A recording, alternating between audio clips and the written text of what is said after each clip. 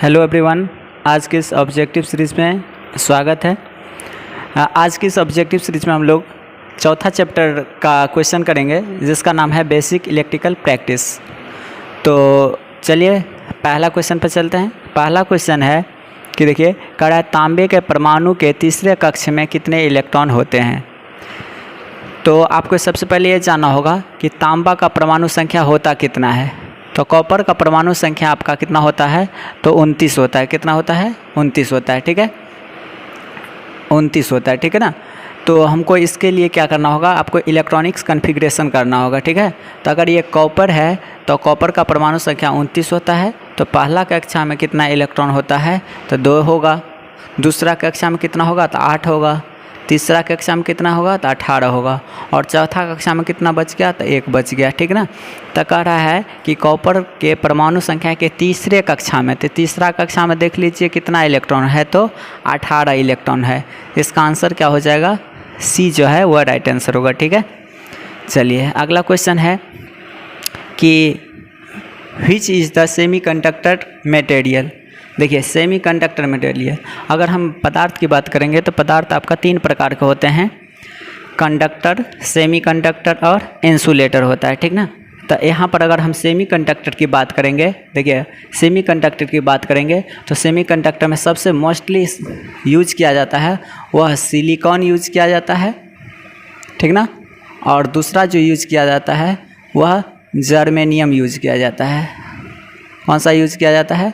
Germanium use किया जाता है। ठीक ना। तो यहाँ से देखिए सेमीकंडक्टर में कौन सा हो जाएगा, सिलिकॉन हो जाएगा और जर्मेनियम हो जाएगा। तो इसका राइट आंसर क्या होगा, ऑप्शन डी जो है वह राइट आंसर होगा। ठीक है, अगला क्वेश्चन पे चलते हैं। तो देखिए कह रहा है कि नियॉन ध्रुवता संकेतक का एसी सप्लाई जांचते समय संकेतक क्या होता है, क्या संकेत देगा। तो इसमें देखिए दोनों इलेक्ट्रोड जो होते हैं वो जलते हैं। ठीक है, इसको याद रखिए इस क्वेश्चन को। तो ऑप्शन ए जो है वो राइट आंसर होगा। अगला क्वेश्चन है चौथा नंबर कि कहता है 500 वाट के लैंप को 5 घंटे जलाने पर विद्युत ऊर्जा की खपत को यूनिट में निकालिए। तो देखिए आपका पावर दिया हुआ है लैंप का, कितना दिया हुआ है, तो 500 वाट दिया हुआ है। ठीक है, और टाइम देखिए आपका टाइम दिया हुआ है 5 आवर दिया हुआ है। ठीक ना। तो कह रहा है कितना यूनिट बिजली का खपत होगा, ये आपको निकालना है। इसका मतलब आपको एनर्जी निकालना है। ठीक ना। तो एनर्जी बराबर होता है पावर गुने क्या होता है, टाइम होता है। ठीक ना। तो यहाँ से अगर पावर कितना दिया हुआ है, 500 दिया हुआ है, और टाइम कितना दिया हुआ है, 5 दिया हुआ है घंटा में। तो यहाँ से अगर हम बात करेंगे तो कितना हो जाएगा, 2500 वाट आवर हो जाएगा, है ना। कितना होगा, 2500 वाट आवर होगा। अब यहाँ से हम लिखेंगे कि 1 यूनिट बराबर होता है, देखिए 1 यूनिट बराबर होता है 1 किलो वाट आवर होता है। ठीक ना।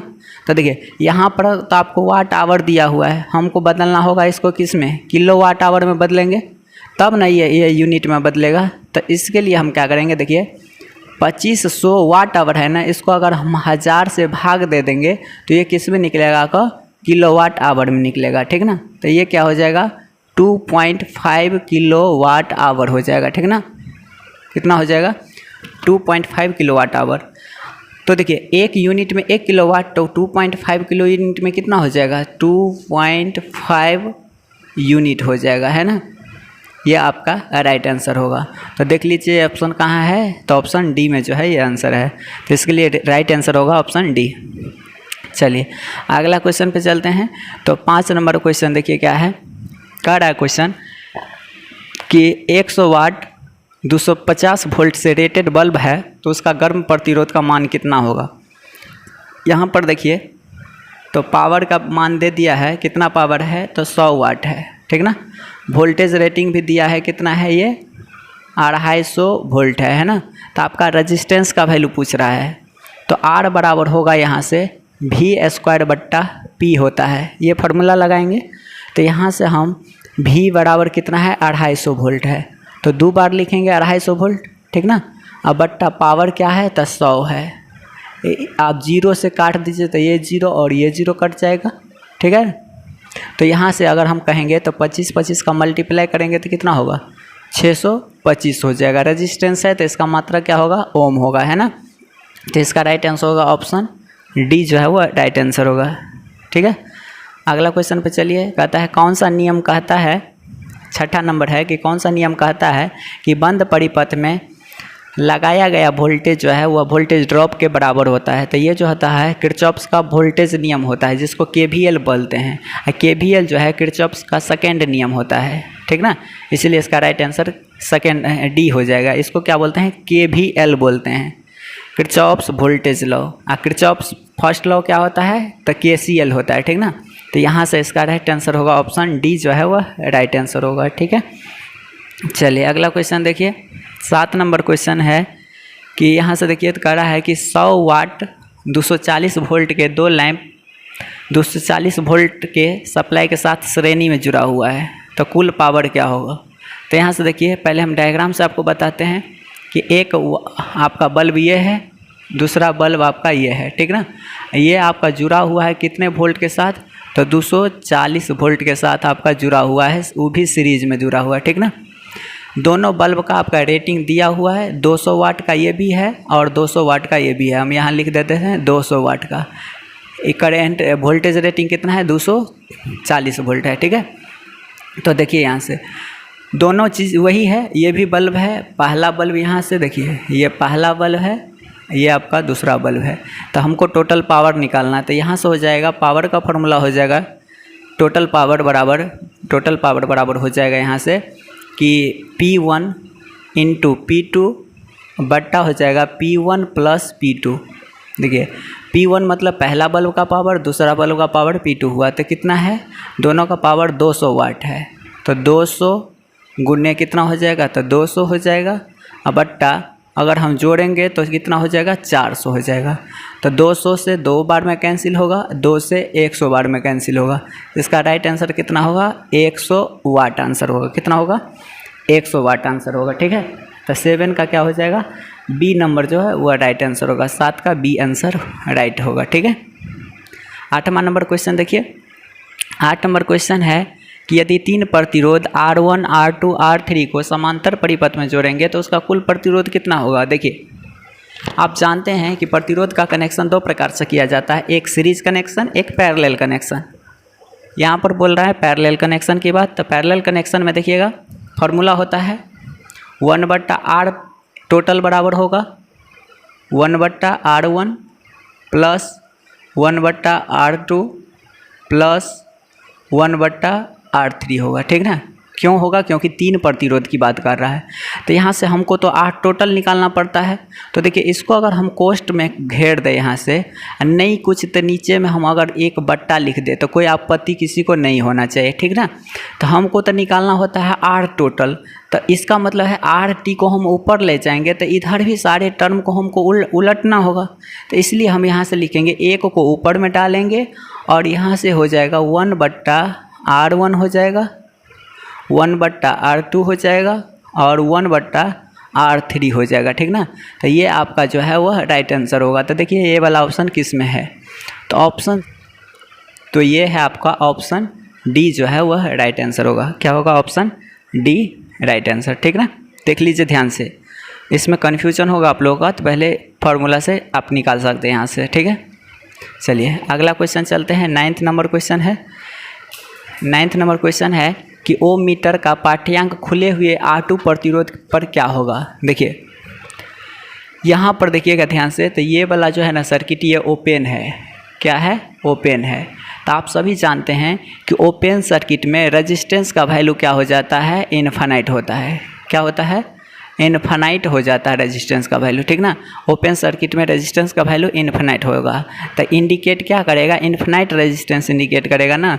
तो इसका ऑप्शन क्या हो जाएगा, ऑप्शन डी नंबर जो है वह बी नंबर जो है वह राइट आंसर होगा, ठीक ना। इनफाइनाइट रेजिस्टेंस ये इंडिकेट करेगा।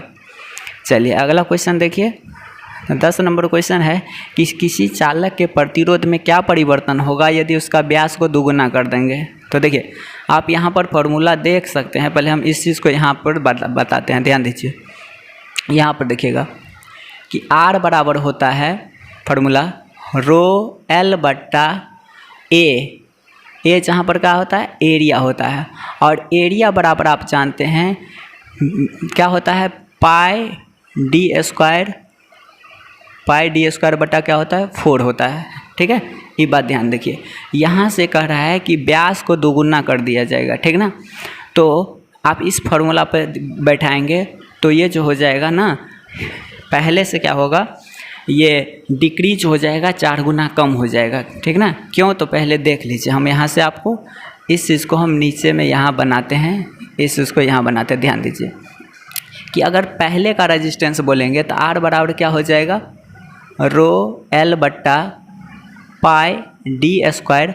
आप बट्टा अगर 4 करेंगे तो उस 4 को हम ऊपर दे देते हैं। ठीक ना, तो ये जो है आपका वह ओल्ड रेजिस्टेंस का वैल्यू है।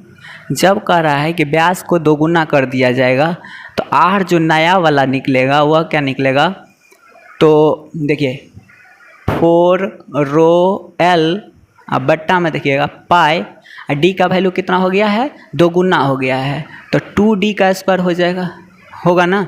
तो यहाँ से वैल्यू क्या होगा, देखिए 2 का स्क्वायर तो 4 होगा, तो 4 को कैंसिल कर देंगे तो ये क्या होगा, रो L बट्टा पाई डी स्क्वायर होगा, है ना।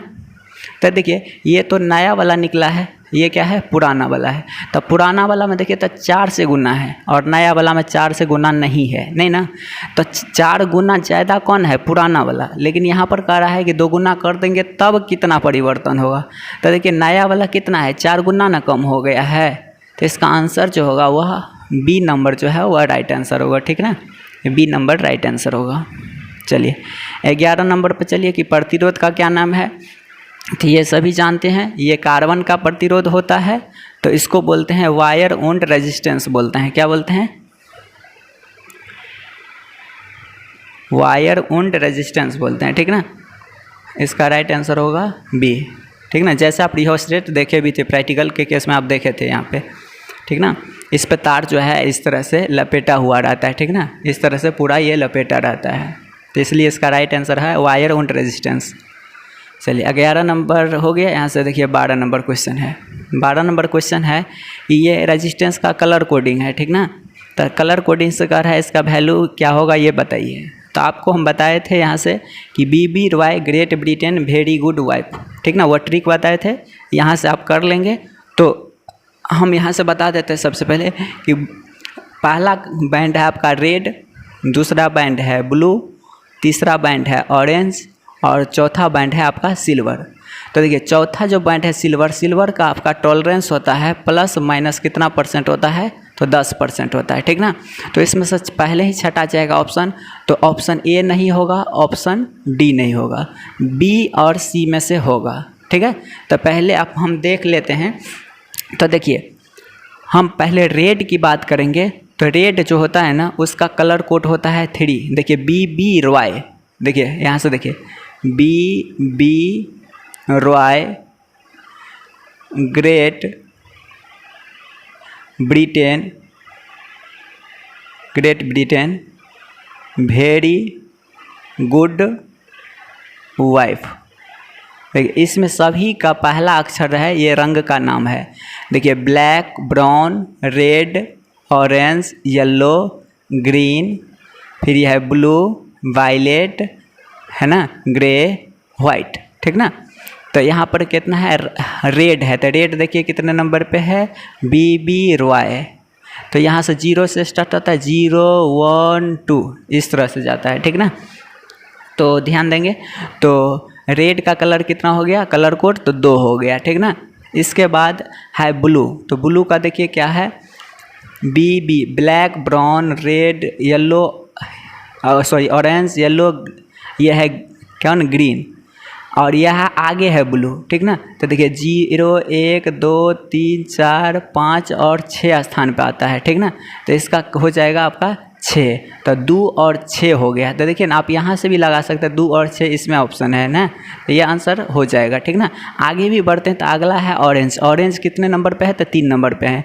तो 3 जो बैंड वाले हैं उसको जितना एक कलर कोड होता है उतना 0 लगाते हैं। तो देखिए 3 कोड है तो इसके लिए 3 0 देंगे, तो 3 0 मतलब 10 का पावर 3, आप प्लस माइनस कितना होगा, 10% होगा। ठीक ना, तो इसका राइट आंसर होगा ऑप्शन बी जो है वह राइट आंसर होगा। ठीक है, चलिए 13 नंबर देखिए, एक ओम मीटर का और एक ही क्रम में क्यों समायोजित किया जा सकता है। देखिए नॉन लीनियर स्केल का मतलब क्या होता है, देखिए इसका मतलब होता है कि रेजिस्टेंस जो है वह व्युत्क्रमानुपाती होता है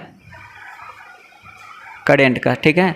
तो यहाँ से 13 नंबर का आंसर हो जाएगा ऑप्शन बी जो है वह राइट आंसर होगा कि current is inversely proportional to resistance. अगला क्वेश्चन देखिए, तो 14 नंबर क्वेश्चन है कि देखिए ये जो है ना सवाल वह व्हीटस्टोन ब्रिज से है ना। तो व्हीटस्टोन ब्रिज में क्या होता है, जब बैलेंस कंडीशन में होता है, यहाँ पर दर्शा दिया है कि ये संतुलन अवस्था में यानी बैलेंस अवस्था में, तो बैलेंस अवस्था में रहता है। तो देखिए ये वाला जो होता है ना, हम यहाँ बताते हैं, देखिए ध्यान से, ये वाला रेजिस्टेंस एक होता है, एक यहाँ रेजिस्टेंस होता है, एक ये रेजिस्टेंस हुआ और एक यहाँ पर रेजिस्टेंस होता है। तो व्हीटस्टोन ब्रिज में कितना रेजिस्टेंस, 4 रेजिस्टेंस होते हैं। और बीच में जो होता है ना वो गैल्वेनोमीटर लगा होता है, ठीक ना। जब बैलेंस अवस्था होता है तो व्हीटस्टोन ब्रिज से कोई करंट फ्लो नहीं होती है। तो देखिए अगर हम इसको P नाम दे दें, इसको Q नाम दे दें, इसको R नाम दे देते हैं, इसको S नाम दे देते हैं, ठीक ना।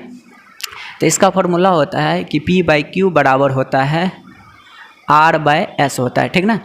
इस फार्मूला को यूज़ करेंगे तो आपका नया रेजिस्टेंस निकल जाएगा, ठीक है।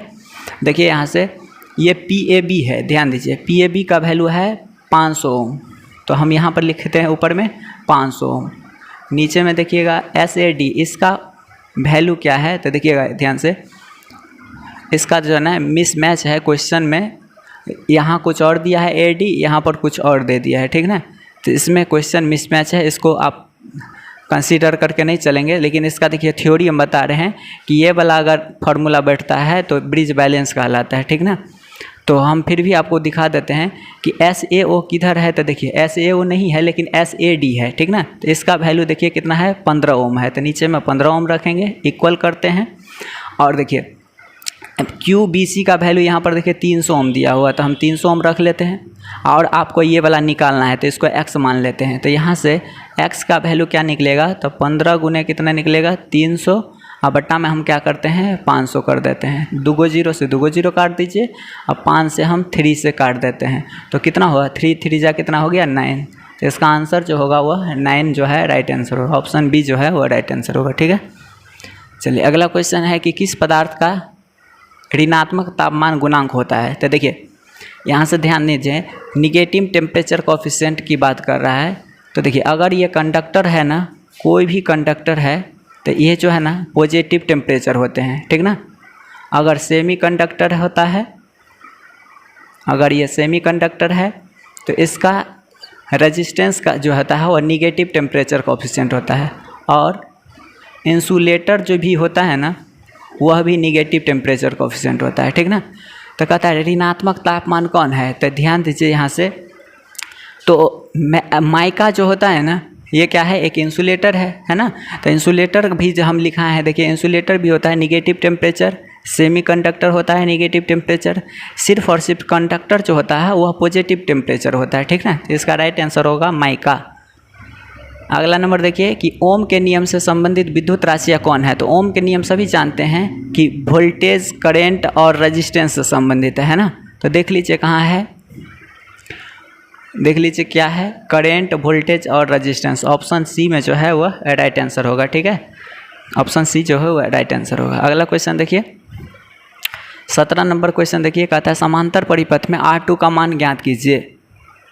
R2 का मान देखिए ध्यान से, तो ये देखिए 8 ओम है, ये आपका 3 ओम है, ये आपको निकालना है, ठीक है। यहाँ पर देखिए 24 वोल्ट है, ये 15 एम्पियर है। आप सुनिए, पैरेलल में जानते हैं कि वोल्टेज समान होता है, तो यहाँ भी कितना वोल्ट होगा, तो 24 वोल्ट होगा, यहाँ भी आपका 24 वोल्ट होगा और यहाँ भी 24 वोल्ट होगा। सुनिए, अब ये 15 एम्पियर करंट जा रहा है, जिसमें से देखिए तो हम इस ब्रांच का करंट की बात करेंगे तो करंट बराबर होता है वोल्टेज बट्टा रेजिस्टेंस। तो वोल्टेज है 24 और इस ब्रांच में रेजिस्टेंस है 8, तो कितना एम्पियर है, 3 एम्पियर है। तो इस ब्रांच में कितना एम्पियर बढ़ रहा है करंट, तो 3 एम्पियर बढ़ रहा है। और देखिए नीचे वाले ब्रांच की बात करेंगे तो 24 वोल्ट है और 3 आपका रेजिस्टेंस है, भागा करेंगे तो 8 एम्पियर आपका इस ब्रांच से फ्लो हो रहा है। लेकिन टोटल आपका तो 15 एम्पियर है, तो जिसमें से 3 ये इधर चल गया तो बचा कितना, तो 12 एम्पियर। 12 में से 8 इधर चल गया तो बचा कितना, तो 4 एम्पियर। 4 एम्पियर जो है इसी ब्रांच में न बहेगा, ठीक है।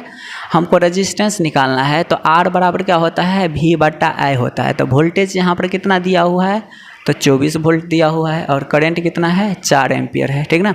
तो कितना हो जाएगा 6 ओम जो है वह आपका राइट आंसर होगा। इसलिए इसका आंसर जो होगा वह सी जो है वह राइट आंसर होगा, ठीक है। देख लीजिए बढ़िया से, इसका आंसर आप लिख लेंगे। चलिए 18 नंबर देखिए, एक शाखा खुली होने पर समांतर परिपथ में क्या प्रभाव होगा। अब सुनिए क्वेश्चन क्या कर रहा है, सुनिए। यही जो हम अगर ऑप्शन ले, ये क्वेश्चन हम चित्र में दिखा रहे हैं आपको, तो ये समांतर में कहता है एक शाखा अगर खोल देंगे तो क्या होगा। तो जो शाखा आप खोलिएगा सिर्फ उसमें करंट नहीं बहेगी, बाकी सभी बल्ब जलेगी, है ना। तो ऑप्शन से देखिए क्या है, तो सी नंबर में देखिए कि उस शाखा में धारा नहीं बहेगी, है ना। यानी किस शाखा में, तो जो शाखा आप खोले हुए हैं। तो इसका राइट आंसर को क्या होगा, सी जो है राइट आंसर होगा। 19 नंबर में देखिए कि प्रतिरोधकता का यूनिट क्या है, रेसिस्टिविटी का यूनिट क्या है। तो देखिए आर बराबर आप पढ़े हैं रो एल बट्टा ए पढ़े हैं, है ना। यहाँ से पूछ रहा है रेसिस्टिविटी का यूनिट, तो रो बराबर आप क्या कहेंगे, तो आर ए बट्टा एल कहेंगे, है ना। आप ध्यान दीजिए इस चीज़ को, हमको यूनिट निकालना है। तो रेजिस्टेंस का यूनिट क्या होता है, तो ओम होता है, और एरिया का क्या होता है मीटर स्क्वायर होता है, और लेंथ का क्या होता है मीटर होता है। 1 मीटर से 1 मीटर कैंसिल हुआ तो क्या होगा ओम, और क्या बना मीटर बना। तो देखिए ओम और मीटर कहाँ पर आंसर है, तो ऑप्शन सी में जो है वह ओम मीटर है। तो इसका आंसर होगा सी, ठीक है। चलिए अगला क्वेश्चन देखिए 20 नंबर में, किस सर्किट ब्रेकर में आर्क समन सुरक्षा के लिए किस प्रकार प्रतिरोध का उपयोग किया जाता है। तो इसके लिए यूज़ करते हैं हम वैरिस्टर का प्रयोग। वैरिस्टर मतलब होता है वेरिएबल रजिस्टर, ठीक ना। वैरिस्टर का मतलब होता है वेरिएबल रजिस्टर होता है, ठीक ना, जिसको वैरिस्टर बोलते हैं, ठीक ना। तो इसका राइट आंसर ए होगा। अगला नंबर देखिए कि रंग कोड विधि यही है, फिर कलर कोड वाला है। तो देखिए रेड कलर का आपको हम कोड बताए थे ना, याद कीजिए कौन सा कोड था, BB Roy great Britain very good wife, ऐसा था ना। तो देखिए हम अगर रेड की बात करेंगे तो रेड का कलर कोड 2 होता है, ठीक ना। और अगला कौन सा है, तो ये ग्रीन है, तो ग्रीन का कलर कोड कितना होता है 5 होता है। फिर है ऑरेंज, ऑरेंज का कलर कोड कितना होता है 3 होता है। ये गोल्ड है तो इसका टॉलरेंस कितना होता है ±5% होता है, ठीक ना। तो 10 वाला और ये 10 वाला तो ऑप्शन छट गया, तो आपका होगा सी या तो डी होगा, है ना। तो इसमें भी देखिए तो पहला है 2, दूसरा है 5, तो 2 और 5 कौन सा है, तो सी नंबर जो है ये राइट आंसर है, ठीक है। चलिए अगला क्वेश्चन देखिए, यहाँ भी व्हीटस्टोन ब्रिज है, ठीक ना। तो व्हीटस्टोन ब्रिज हम आपको बता दिए थे, ये इसी पर निकालेंगे। देखिए यहाँ पर PAB है, तो आप यहाँ से निकालेंगे PAB बट्टा निकालेंगे, यहाँ पर SAD है, SAD है बराबर, देखिए इधर है QBC है, और नीचे में है आपका RDC है। इसमें से आपको इसका वैल्यू निकालना है, तो आप कोणीय गुना करके निकाल लेंगे, ठीक ना। इसका राइट आंसर हो जाएगा, कितना नंबर क्वेश्चन है, तो देखिए 22 नंबर ना क्वेश्चन है। इसका राइट आंसर होगा ऑप्शन बी जो है वह राइट आंसर होगा, ठीक है। आप इस पर बना लेंगे। चलिए अगला है 23 नंबर क्वेश्चन है। 23 नंबर क्वेश्चन में देखिए कहता है वोल्ट मीटर भी का पाठ्यांक क्या होगा। देखिए वोल्ट मीटर भी कहाँ पर है, तो यहाँ पर है। अब देखिए इस वोल्ट मीटर का हमको रीडिंग याद करना है, तो देख लीजिए यहाँ पर देखिएगा तो ये तार जो है ना वह ओपन है, क्या है यहाँ पर ओपन तार है। तो जहाँ पर देखिए हम यहाँ पर बैटरी मान लीजिए सेल लगा दिए हैं, यहाँ पर बल्ब जोड़ देंगे, लेकिन यहाँ पर तार जोड़बे नहीं करेंगे तो क्या करंट तो फ्लो नहीं होगा। तो क्या होगा सारा का सारा वोल्टेज जो है ना, अगर ये 12 वोल्ट का है तो यहाँ पर भी 12 वोल्ट शो करेगा, ठीक ना। तो यहाँ पर देख लीजिए तो ये 18 वोल्ट का है, ठीक ना। तो खुला हुआ परिपथ है तो सारा वोल्टेज यहीं पर रीड करेगा, ठीक ना। तो इसका राइट आंसर कितना हो जाएगा 18 वोल्ट हो जाएगा, ठीक ना। तो इसका राइट आंसर होगा डी, ठीक ना। चलिए 24 नंबर देखिए, कहता है कि श्रेणी परिपथ का क्या उपयोग है। आप देखिए वोल्ट मीटर का पहला ऑप्शन छांटिए कि कहता है वोल्ट मीटर का कनेक्शन, वोल्ट मीटर कहाँ जोड़ते हैं, तो पैरेलल में जोड़ते हैं, तो ये आंसर नहीं होगा। कह रहा है घर में प्रकाशीय परिपथ, घर में जितने भी लाइटिंग सिस्टम होते हैं सभी पैरेलल में जुड़े होते हैं, तो ये भी आंसर नहीं होगा। आमीटर का शंट रेजिस्टेंस, शंट का मतलब होता है पैरेलल, तो ये भी आंसर नहीं होगा। तो कौन बचा, ऑप्शन डी जो है वो राइट आंसर होगा, ठीक ना। अगला नंबर देखिए 25 नंबर कि कहता है श्रेणी परिपथ में खुले हुए प्रतिरोध पर क्या प्रभाव पड़ेगा। श्रेणी परिपथ है, अब यहाँ से बताते हैं। देखिए श्रेणी परिपथ का मतलब एक रेजिस्टेंस ये है, एक रेजिस्टेंस ये है, एक रेजिस्टेंस आपका ये है। जब यहाँ पर खुला हुआ है, यहाँ पर क्या है, ओपन सर्किट है। ओपन सर्किट होगा तो सीरीज में करेंटे नहीं फॉलो करेगा, है ना, तो कोई बल्ब आपका नहीं जलेगा। तो कह रहा है कि खुले प्रतिरोध में कोई प्रभाव नहीं पड़ता है, नहीं। खुले परिपथ से पूर्ण परिपथ धारा बहेगी, नहीं। खुले प्रतिरोध के दोनों ओर कुल आपूर्ति वोल्टेज दिखेगा। हाँ, जहाँ पर ओपन सर्किट होता है वहाँ पर टोटल वोल्टेज शो करता है। तो इसका आंसर क्या होगा, सी जो है वो राइट आंसर होगा। ठीक है, तो आज के लिए इतना ही, मिलते हैं नेक्स्ट वीडियो में। Thank you.